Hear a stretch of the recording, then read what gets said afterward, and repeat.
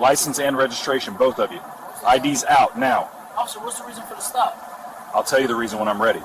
Okay. ID's now. Yes. Can you explain what traffic violation occurred? Who asked you? Driver, tell your buddy to keep his mouth shut. Lieutenant Marcus Webb sits at his desk at 11:47 p.m. on a Thursday night in the Delaware State Police Internal Affairs Office, watching Bodycam footage for the 6th time, and he's seeing something that makes him want to put his fist through the monitor. The footage shows Officer Ryan Myers pulling over a black motorist in Riverside Estates 3 weeks ago. Nice neighborhood, expensive houses, the kind of place where the median home value is $680,000, and people call the cops if your lawn service shows up in a truck that looks too old. Myers approaches the window. License and registration. The driver asks why he was pulled over. Myers says, "I'll tell you when I'm ready." The driver asks again. Myers says, "You're in a neighborhood where people pay attention to things that don't belong." Marcus pauses the video, rewinds it, plays that line again. Things that don't belong. He's heard Myers say variations of that phrase in 4 different stops over the past month. Never quite. Crossing the line into something you could write up in a formal complaint. Always just vague enough to have deniability. But the pattern is there if you're looking for it. Marcus has been looking for 3 months. He pulls up the stop data on his other monitor. Officer Ryan Myers, badge 2847, 6 years on the force. In the past 12 months, Myers has made 423 traffic stops. Marcus filters by race. 347 stops of black motorists. That's 82% in a city that's 31% black. He runs the search rates. Myers searched black motorists 44% of the time. White motorists, 9%. Hit rate for finding contraband, 12% for black drivers, 31% for white drivers. The numbers are screaming. Myers is stopping black people at rates that defy statistical probability, searching them at 5 times the rate and finding evidence far less often. Which means he's not actually catching criminals. He's harassing innocent people based on their skin color. Marcus has been building this case for 3 months. He's reviewed 87 stop reports from Myers and 2 other officers in the same district. He's found patterns. He's documented the vague language they use to justify stops that shouldn't happen. Suspicious behavior. Didn't look right. High crime area, used to describe neighborhoods that have almost no crime. But he doesn't have enough yet. The union will fight this. They'll argue that the officers were using their judgment, that high stop numbers just mean they're working hard, that the searches were all consensual. Marcus needs something undeniable. He needs to catch one of them doing it in a way that leaves no room for interpretation. He's still looking at the data when his phone buzzes. Text message from James Holloway, his friend from college. "Car's in the shop until Monday. Can you give me a ride home from dinner Saturday? I'll buy." Marcus texts back, "Yeah, no problem. Where?" James sends an address for a restaurant downtown.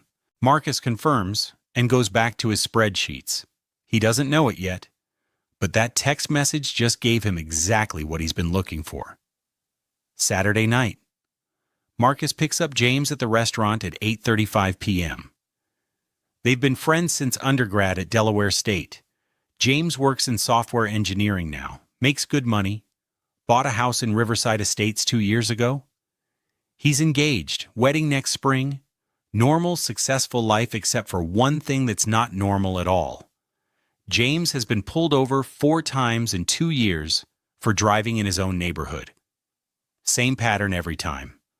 Officer can't explain what law was broken. Questions about where he's going. Whether the car is his, can they search it? James never filed complaints because what's the point? It's your word against theirs and nobody ever believes you. They're talking about James's wedding plans, arguing about whether a DJ or a band is better.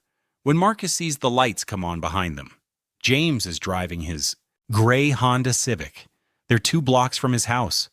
They weren't speeding. They used signals. They weren't doing anything. James looks in the rearview mirror. Are you serious right now? Marcus looks back and feels something click in his head. He recognizes that patrol car, District 4, Myers' district. Don't worry about it, just pull over, let me handle this. James pulls into a well-lit area. There's a house with a Ring doorbell visible on the porch. Marcus makes note of that. He pulls out his phone and starts a voice recording, keeping the phone below the window line. If the Bodycam footage mysteriously disappears later, he'll have his own copy. The officer approaches. Marcus watches him in the side mirror.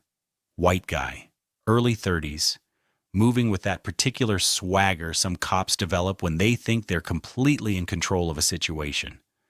The officer gets to the window. Marcus already knows who it is before he sees the face.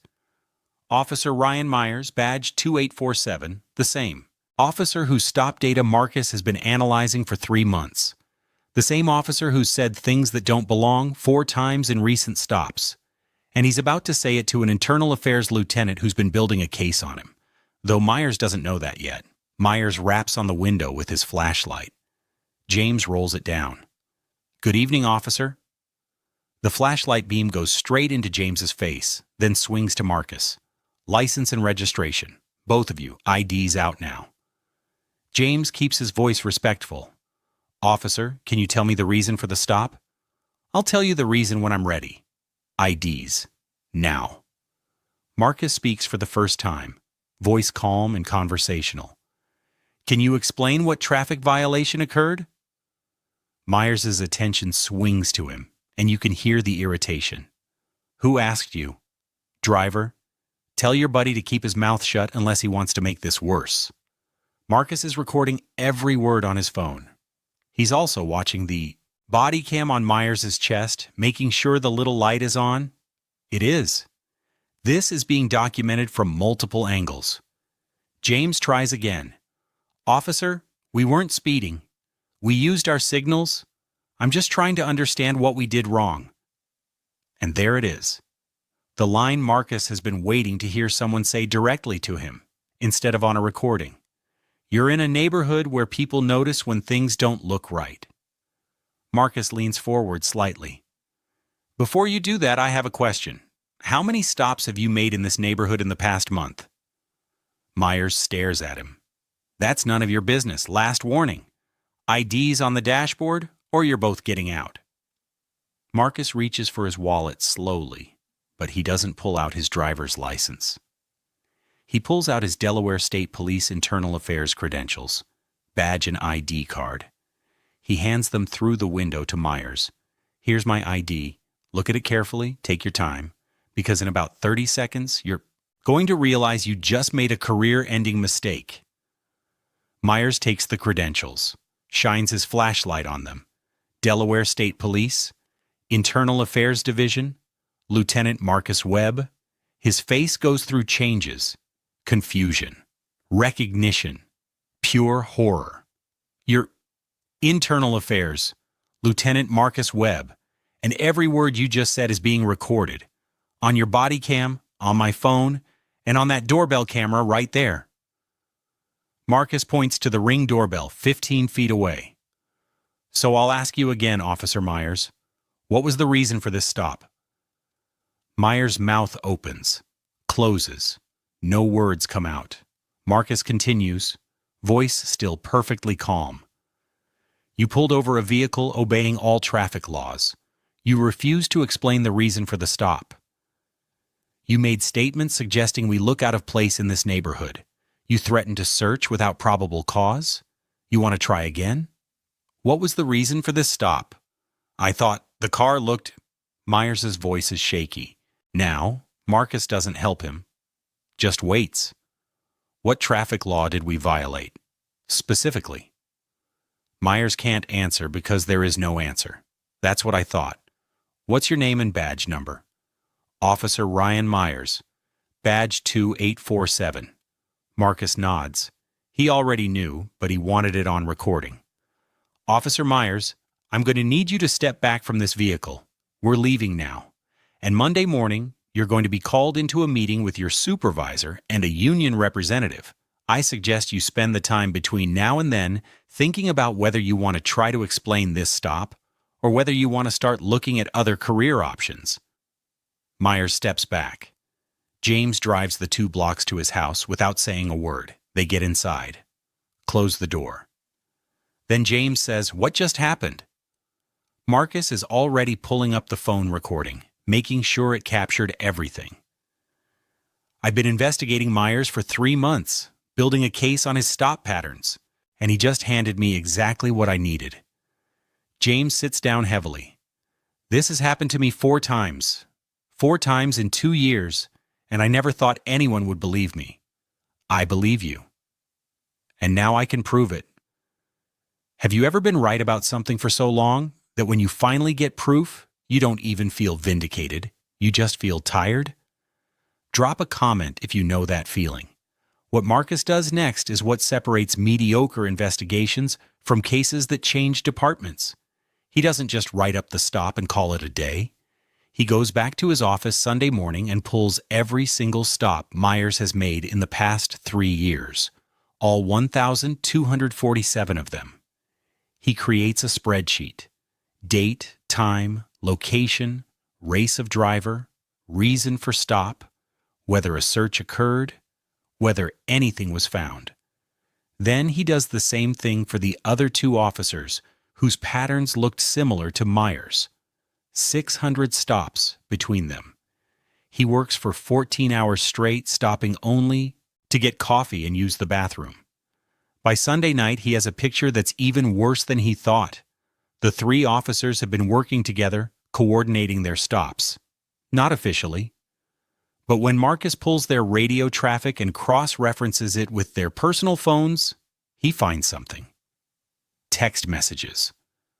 Not on department phones, thank God for small favors, but one of them made a mistake. Officer Craig Daniels, one of Myers' colleagues, sent a text meant for his personal phone to the department system instead. The text read, "Got another one. Nice car, wrong neighborhood. He's clean, but I'll run him through the system anyway." They never complain. Marcus reads that text 3 times. Then he calls his captain at home. Captain Sarah Rodriguez has been in internal affairs for 12 years. She's seen everything. But when Marcus reads her the text, she goes quiet for a long moment. That's not one bad cop. That's a pattern. That's what I'm saying. It's not just Myers. It's at least 3 of them, maybe more. And they've been doing it for years. How solid is the case? I've got stop data showing racial disparities that are statistically impossible to explain by legitimate law enforcement.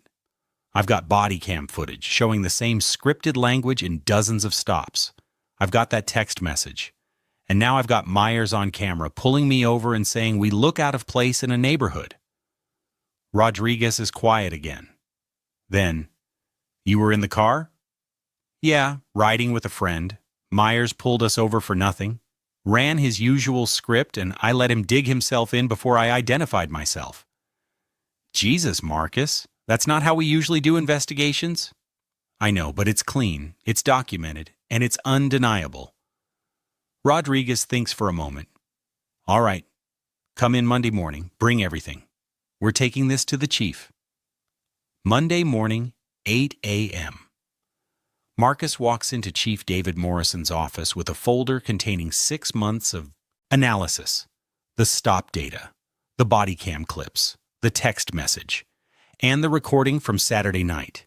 He lays it all out. Morrison is a 28-year veteran who worked his way up from patrol to chief. He's seen enough bad cops to know what he's looking at.